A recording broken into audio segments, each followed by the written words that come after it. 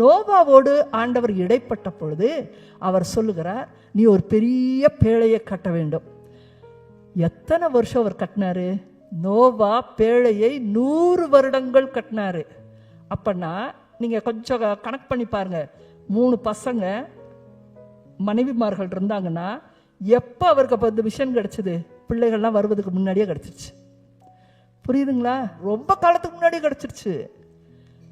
இதுதான் உண்மை. அவர் 100 வருடங்களாக பேழையை உருவாக்கி கொண்டு இருந்தார்.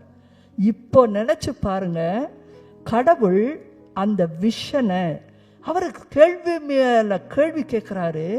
காலம் முழுக்க 100 ஆண்டுகளும் அவர் கேள்வி கேட்டுக்கொண்டே தான் இருந்தார். 100 ஆண்டுகள் கேள்வி கேட்டுக்கொண்டு இருந்தார். நான் செய்யறது சரிதானா? இப்படிதான் நீங்க கட்ட விரும்புறீங்களா? இந்த அளவுகள் தானா? வேற எந்த மிருகங்கள் வர வேணும்? இதுல மற்றவங்களுக்கு சொல்லட்டா? நிறைய நிறைய நிறைய தன் வாழ்நாள் முழுவதும் கேள்விகள் கேட்டுக்கொண்டே இருந்தார்.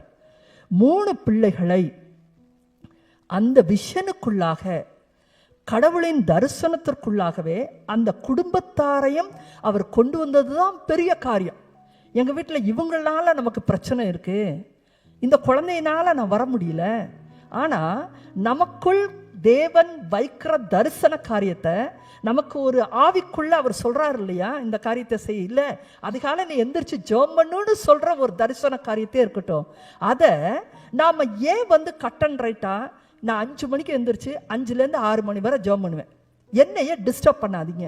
என்னுடைய தரிசனத்தை நீங்க மதிக்கணும். முதல்ல எனக்கு கடவுள் இதைத்தான் கேட்கிறாரு, நீங்க எனக்கு ஒத்துழைக்கணும், நான் இப்படிதான் செய்வேன் அப்படின்னு சொல்லி நம்முடைய தரிசனத்திற்காய் நாம் ஏன் போராடுவதில்லை? நம்ம விட்டு கொடுக்கிறோம். நீங்க நினைக்காதீங்க மற்றவங்களால நமக்கு ஒன்றும் கஷ்டம் கிடையாது. நமக்கு நம்ம தான் கஷ்டம். நமக்கு போராட இஷ்டம் கிடையாது. நம்ம உடனே நேரம் இல்லை, முடியலன்னு நம்ம சொல்றோம்.